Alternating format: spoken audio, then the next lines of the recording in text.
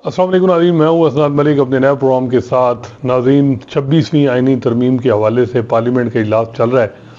क्या आइनी तरमीम जो है वो आज पास होगी या कल होगी या नहीं होगी, इसका मच मोर डिपेंड जो है वो मौलाना फजल रहमान पे है कि मौलाना फजल रहमान जो है वो क्या करते हैं। लेकिन जो अभी लेटेस्ट डेवलपमेंट जो वो हुई है कि पीटीआई का एक वफ्द बैरिस्टर गौर की सरबराही में इमरान खान से मिला है अडयाला जेल में। और ये मुलाकात गलबन 2-3 हफ्ते बाद पहली मुलाकात थी इमरान खान की किसी पीटीआई के लीडर के साथ। और इमरान खान ने जो उनको बताया बकौल बैरिस्टर गौर के जी के 2 हफ्ते ना मेरे पास अखबार आया, ना टीवी का एक्सेस था, मुझे मालूम ही नहीं कि बाहर क्या चल रहा है। तीसरा उन्होंने कहा जी कि 5 दिन बिजली बंद रही मेरे सेल की, तो एक्सरसाइज का भी उनको नहीं इजाज़त दी गई। अब 2 घंटे 2.5 घंटे के लिए बाहर उनको अलाउ किया जाता है सेल से बाहर। तो ये अब हुकूमत को मेरा ख्याल है कि क्लैरिफाई करना होगा कि ये वो चीज़ें हैं जिससे हुकूमत में और नफरत बढ़ेगी लोगों में। देखिए जो है वो इसमें कोई शक नहीं है कि जो है वो इमरान खान साहब ने माजी में जो किया वो, लेकिन माजी में क्या किया नवाज शरीफ साहब या और जो लोग थे वो इस तरह की सूरत हाल उनको नहीं आई जिस तरह ये बता रहे हैं कि जी यानी जो इनके साथ किया जा रहा है। मेरा ख्याल है ये मुनासिब नहीं है। कम से कम जो अखबार और जो टीवी है उसकी एक्सेस जो अगर आम शहरियों को मिलती, आम कैदियों को मिलती है तो इनको भी मिल जाती तो कोई मसला नहीं था। तो खैर अब इससे वर्कर जो है पीटीआई का उसमें एक आएगी गुस्सा आएगा कि जी ये क्या इन्होंने हमारे लीडर को किस तरह रखा हुआ है। मज़ीद पोलराइजेशन, मज़ीद नफरत बढ़ेगी। तो खैर इस पे तो आप देखते हैं कि हुकूमत क्या उनका जो इल्ज़ामात हैं उनको वो मुस्तरद करते हैं नहीं करते। उनके पास है, एक दफ़ा आपको याद होगा कि इमरान खान ने अपने सेल के हवाले से काजी फैसल साहब को कहा था जब वो नैब लॉ अमेंडमेंट में केस में पेश हुई है, तो उन्होंने कहा जी कि मेरा सेल का मुआयना कराएं और नवाज शरीफ साहब को जो फैसिलिटीज़ जब वो अरेस्ट से कोट लखपत में उसको इसके साथ मेरे साथ जो कुछ हो रहा है इसके कंपेयर करें। तो उस वक्त चीफ जस्टिस काजी फैसल ने कहा जी कि हम किसी जुडिशल अफसर को अपॉइंट करते हैं, वो आके देखेगा वहाँ की सूरत हाल और रिपोर्ट हम मंगवाएंगे।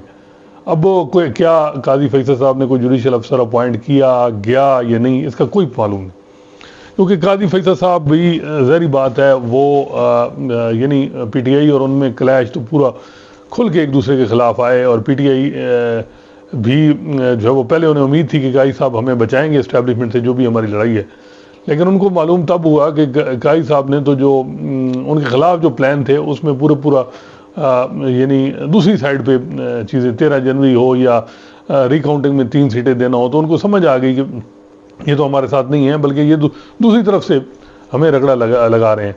तो खैर वो चीज़ें ज़्यादा बढ़ गई। तो अब ये है कि ये चीज़ अब देखते हैं कि हुकूमत इस पर क्या कहती है।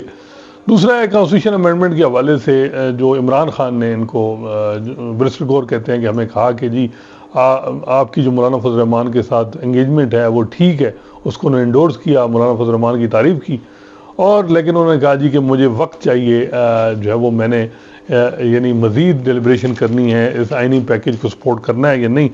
इस हवाले से उन्होंने कहा कि उमर अयूब, शिबली फराज, अहमद बुचड़ मेरा ख्याल है कि वो पंजाब से हैं, और अली अमीन गंडापुर, इनसे मुझे मुलाकात की इजाज़त दी जाए, मैं इनसे भी बात करता हूँ, फिर मैं डिस्कस करूँ यानी करूँगा कि बताऊँगा कि हमें जुडिशल पैकेज को सपोर्ट करना चाहिए या नहीं।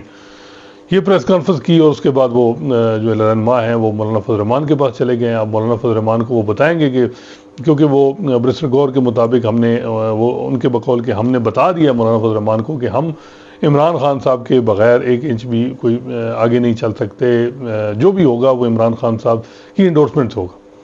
तो इमरान खान ने, जो मुझे लग रहा है कि ज़ाहिर बात है किसी सूरत में भी पीटीआई के चांसेस नहीं हैं कि वो जुडिशल पैकेज को सपोर्ट करे। हाँ, ये हो सकता था कि अगर पीटीआई को कंडीशन रखती है कि जी मंसूर अली शाह का नोटिफिकेशन पहले कर दें, अगली दफ़ा पैनल आ जाए, तो फिर भी कुछ चांस था, लेकिन वो भी नहीं है। ज़ाहिर बात है जो है वो पीटीआई इन जजेस के हवाले को नाराज़ क्यों करेगी, वो तो बिल्कुल उनकी तबाही हो जानी है कि वो अगर इस हवाले से सपोर्ट करें मामलात की। जो इस मौजूदा जो है अमेंडमेंट, हालांकि काफ़ी बेहतर इसकी ड्राफ्ट किया गया है, लेकिन इसमें मसाइल हैं। तो मेरा ख्याल है कि वो पीटीआई सिर्फ और सिर्फ चाह रही है, जो मुझे यानी लगा कि वो टाइम गेन कर रही। वक्त कम है, मुकाबला सख्त जैसे है कि आज 19 तारीख हो गई है और 24 तारीख 5 दिन सिर्फ गुजारने हैं, 5 दिन। और देखें ना हुकूमत क्यों, हुकूमत का आपने वाज़े लग रहा होगा कि हुकूमत के एक ही था कि चीफ जस्टिस हमारा हो, पहले काजी साहब के लिए एफर्ट की, काजी साहब ने इनके लिए एफर्ट की, 2/3 के लिए काजी साहब ने जो जतन किए, जो एफर्ट की, जो अपने जजेस ब्रदर जजेस से लड़ाई मोल ली, वो सबके सामने है। 2/3 काजी साहब ने हिम्मत करके 63A में रिविजिट करवा, यानी फैसले को ओवरटर्न करा के 63A में हुकूमत की यानी राह हमवार की कि वो 2/3 से, ताकि उनकी पूरी हो। अब वो काजी साहब ने किया, इन्होंने काजी साहब के लिए एफर्ट किया, लेकिन कुदरत को कुछ और मंजूर था, या अब कहते हैं काजी साहब खुद नहीं इंटरेस्टेड हैं, हुकूमत कहती है कि हमें भी आगे 3 साल, कुछ लोग कहते हैं हमें भी ट्रस्ट नहीं है। तो खैर काजी साहब अब गेम से आउट हैं। तो अब जो काजी साहब के जो क्रिटिक्स हैं वो ये समझते हैं कि काजी साहब के अब ऑब्जेक्टिव कुछ ये है, वो एक ये ऑब्जेक्टिव है कि जी आईनी तरमीम के लिए 2/3 पूरे हो हुकूमत इसके, ताकि 2/3 पूरी हो सके। और मेन ये है कि जैसे मंसूर और जैसे मुनीब अख्तर को सुपरसीड करवाया जाए, ये उनके क्रिटिक्स कहते हैं। फिर वो ये कहते हैं कि जी ये हो कि अगर ये आईनी तरमीम हो जाए तो जो कॉन्स्टिट्यूशनल बेंचेस का क्याम है वो रिकॉन्स्टिट्यूट जुडिशल कमीशन करके वो अपने आखिरी 2-3 दिन में करके चले जाए। अब ये मामला बड़ा सीरियस है और इस पर बताया जा रहा है कि पीटीआई के कुछ वकला ने बात की मौलाना फजल रहमान से, और मौलाना फजल रहमान ने ये क्लियर किया है कि ये जो इफेक्ट है आईनी तरमीम का ये 26 से होगा, 26 अक्टूबर। लेकिन मज़े की बात है कि काजी साहब जो हैं वो इतलात ये आ रही हैं कि काजी साहब कल की जो क्लैरिफिकेशन 8 जजेस ने जारी की उस पर भी कोई खुश नहीं है। और लेकिन क्या उन्होंने कोई इकदाम किए हैं, इकदाम में भी किए हों, वो आज की शाम तक, कल तक कुछ ना कोई मे भी कोई नोट उनकी तरफ से आ जाए। लेकिन आज बताया जा रहा है कि वो सुप्रीम कोर्ट में मौजूद हैं। क्यों हैं क्या पता, उनकी कोई फाइलें पड़ी हों पेंडिंग, वो ख़त्म करना चाह रहे हैं, ये एक और मामला। लेकिन काजी साहब जो है वो एक्टिव नज़र आ रहे हैं सुप्रीम कोर्ट में, और ऐसा लग रहा है कि आखिरी टाइम तक वो मौजूदा हुकूमत को साथ देंगे। और कल बिलावल भुट्टो जरदारी ने कहा कि तारीख याद रखेगी काजी फैसल साहब को।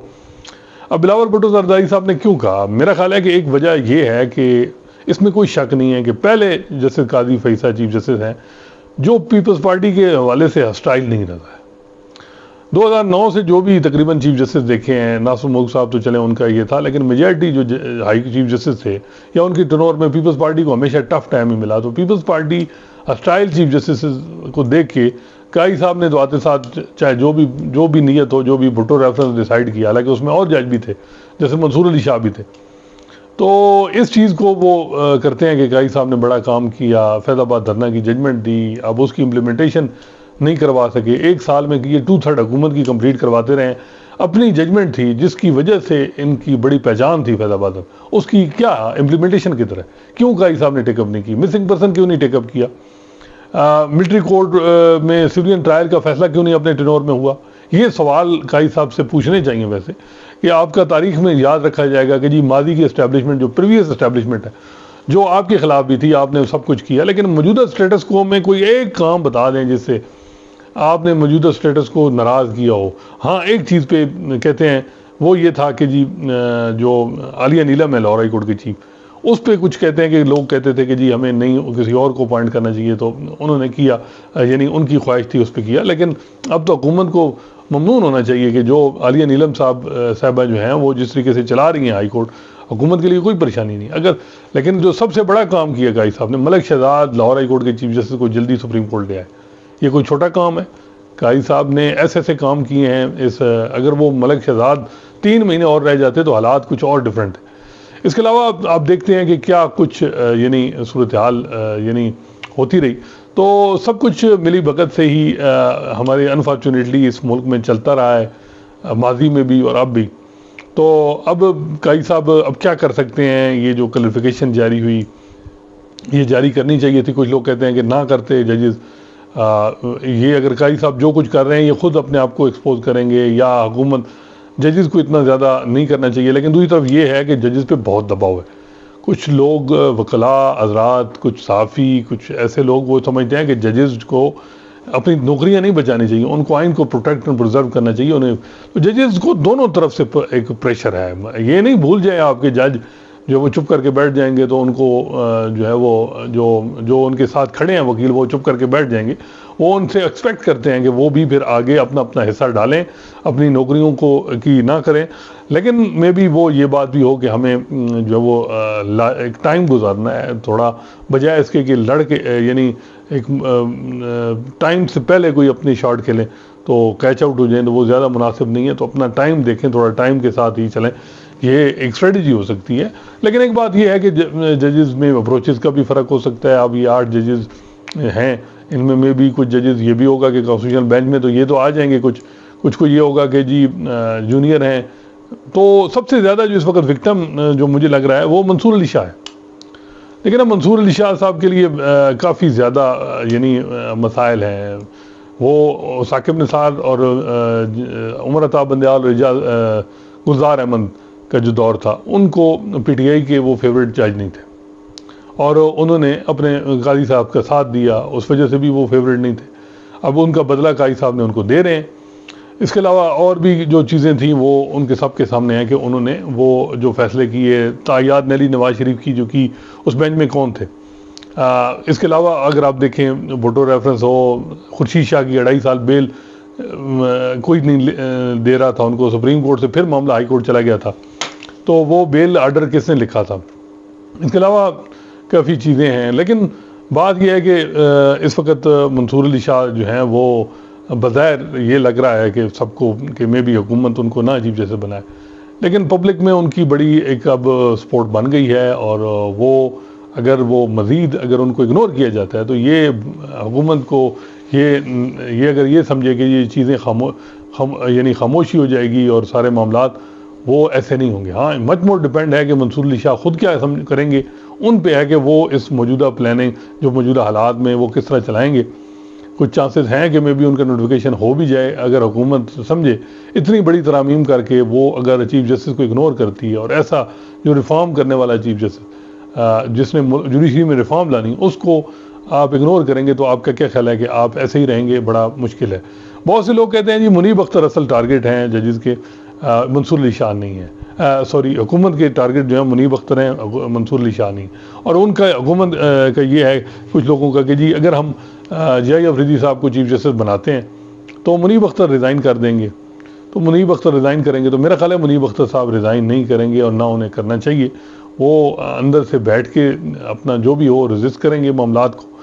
तो ये चीज़ सस्टेनेबल नहीं है ना। देखें 5 दिन में हुकूमती जो जमातें हैं इनमें इतना मिसट्रस्ट बढ़ गया। पीपल्स पार्टी नून वाले आपस में ट्रस्ट नहीं कर रहे कि ये क्या कर रहे हैं। नून वालों को ये मसला है कि जी ये कुछ अमेंडमेंट आ गई तो हमारे हाथ में क्या चीज़ रह जाएगी, ये मसला है। पीपल्स पार्टी को ये है कि ये भी है कि अगर बिलावल भुट्टो सक्सेस उनको मिलती है तो वो अगले प्राइम मिनिस्टर के उम्मीदवार भी बन सकते हैं। तो अब इन हालात में सबसे ज़्यादा जो डिपेंड है वो मौलाना फजल रहमान पे है। मौलाना फजल रहमान मुझे लगता है कि उनकी कमिटमेंट तो है पीपल्स पार्टी के साथ भी कि वो इस अवार्ड में भी दे दें जजेस के रिफॉर्म के हवाले से, यानी जुडिशरी की रिफॉर्म के हवाले से। वो मे भी वो स्टैंड ले जाएं पीटीआई के साथ, अगर खड़े हो जाते हैं तो बड़ी बात है। कुछ खबरें आ रही हैं कि ये कि इमरान खान साहब ने कुछ बातें की हैं जो हुकूमती लोग कहते हैं जी, हुकूमती लोगों को कैसे पता चला जी कि इमरान खान ने ये कहा जी कि मौलाना फजल रहमान पे ज़्यादा एतमाद ना करना, ये हम आपको यूज़ कर देगा अगर आप इसको यूज़ करो। अब ये बात भी ये अब कैसे बाहर निकली मुझे नहीं मालूम कि ऐसी बात अगर की है तो मेरा नहीं ख्याल कि ये बातें चल रही हैं। लेकिन जो बात बैरिस्टर गौर ने कहा कि मौलाना फजल रहमान की तारीफ़ की और उनको कहा गया जी कि वो आप उस तरफ यानी उनके साथ एंगेज रहें। मेन मकसद जो मुझे लग रहा है वो पीटीआई का है कि 3-4 दिन 5 दिन और लो, मज़ीद लो। बेहतर तो सबके लिए यही है कि मंसूर अली शाह को नोटिफाई कर दें और रिफॉर्म ये जो जुडिशल अमेंडमेंट है, आईनी कॉन्स्टिट्यूशन अमेंडमेंट है, इसको 25 के बाद ले जाएंगे। परसेप्शन ये बन रही है कि मंसूर अली शाह को रोकने का रास्ता है। विद इन जुडिशरी भी सपोर्ट मिल रही है, बाहर से भी, हर तरफ से भी। और कुछ लोग कहते हैं जी कल की क्लैरिफिकेशन के बाद मंसूर अली शाह साहब को थोड़ा सा हो गया कि उनके हवाले से हो रहा है कि जी अब भी देखें क्लैरिफिकेशन की क्या ज़रूरत थी, तो उन्होंने अब ये है कि उस क्लैरिफिकेशन के बाद भी याही अफरीदी साहब के ज़्यादा चांस है। अब याही अफरीदी साहब मेरा ख्याल है रिज़ाइन भी यानी वो ये इनकार भी नहीं कर सकते कि मैं चीफ जस्टिस ना बनूँ। वजह यह है कि वो नहीं करेंगे तो अमीनुद्दीन साहब आ जाएंगे। याही साहब पे वैसे इन्फ्लुएंस कोई नहीं कर सकता, वो खुद ही डिसाइड करेंगे कि उन्होंने क्या करना है। तो हालात जो हैं वो देखते हैं। जो अभी सदर जरदारी जो हैं वो भी मौलाना फजल रहमान के पास इतलात थी कि वो पहुंच रहे हैं। पहले मोहसिन नकवी और इसहाक डार भी गए। ये बात तय है कि मौलाना फजल रहमान के बगैर हुकूमत जाएगी तो बड़ा नुकसान होगा। इतलात ये थी कि कल अगर क्लैरिफिकेशन ना आती तो तकरीबन इलेक्शन कमीशन जो है वो रिजर्व सीटें दे रहा था। तो फिर नंबर पूरे हैं तो फिर रिजर्व सीटें किस चीज़ की, क्या चीज़ है? कोई लोग कहते हैं जी अमेंडमेंट जो हैं वो कुछ हैं जो आखिर में डाली जाएंगी, वो क्या होंगी? देखें, अगर इन हालात में जो भी है, देखते हैं कि हमारे मुल्क में इस वक्त लगता ही है कि जुडिशरी को काबू करने के लिए, कंट्रोल करने के अलावा और कोई काम नहीं है। हुकूमत सिर्फ इस पर ही लगी है कि जुडिशरी को कैसे कंट्रोल करें, क्योंकि निज़ाम काई साहब बचाते रहे, अब काई साहब जा रहे हैं, अब निज़ाम कहीं गिर ना जाए। लेकिन निज़ाम फिर भी नहीं बचेगा, बड़ी मुश्किलात बनेगी इसमें। और यानी जो हालात बन रहे हैं, सबको सामने आ रहा है कि ये अमेंडमेंट कैसे हो रही है। तो अब देखते हैं कि आज मौलाना फजल रहमान जो हैं वो क्या फ़ैसला करते हैं। वो आज ही कर देते हैं अनाउंस कि हम वोट देने जा रहे हैं, ये कल करेंगे, या वो मज़ीद टाइम लेंगे। मौलाना फजल रहमान एक तरफ पब्लिक सपोर्ट है, उधर हुकूमत के साथ भी उनके मामला चल रहे हैं, उन पर भी, उनके लोगों पर भी दबाव है। तो मौलाना फजल रहमान कहते हैं मैं पाकिस्तान की रिप्रेजेंटेशन कर रहा हूँ, तो पाकिस्तान की रिप्रेजेंटेशन वो क्या करेंगे, ये बड़ा इंपॉर्टेंट है। एक बात तो ये है कि जी अगर इतनी मुशावरत इमरान खान कह रहे हैं तो जल्दी क्या है, 2-4 दिन और लगा दें, कर दें। ये भी मसला है कि अगर आपको मकसद तो ये है कि एजेंडाज हैं, एजेंडाज के जी मौजूदा इनको काबू किया जाए, जुडिशरी को, और मंसूर अली शाह से पहले यानी सारा कुछ किया जाए। तो ये सस्टेनेबल नहीं है, ये मुझे कम अज़ कम पता है कि ये हमें भी तजर्बा, यानी हमने देखा है कि लायर्स मूवमेंट 3 नवंबर 2007 भी हुआ था, क्या वो सस्टेनेबल था? वो जज वो जो फारिग हुए थे, बाद में 2009 में बहाल ही करना पड़ा। देखें, ये इन फरीकों में जो 3 फरीक हैं, इस्टेब्लिशमेंट, नून लीग, पीपल्स पार्टी, अगर इनमें कुछ थोड़ा बहुत दराड़ होगी तो फिर जुडिशरी की तरफ से सपोर्ट की कोशिश होगी हर एक तरफ। तो फिर जुडिशरी जो है, ये जुडिशरी पे इस वक्त मुश्किल टाइम है।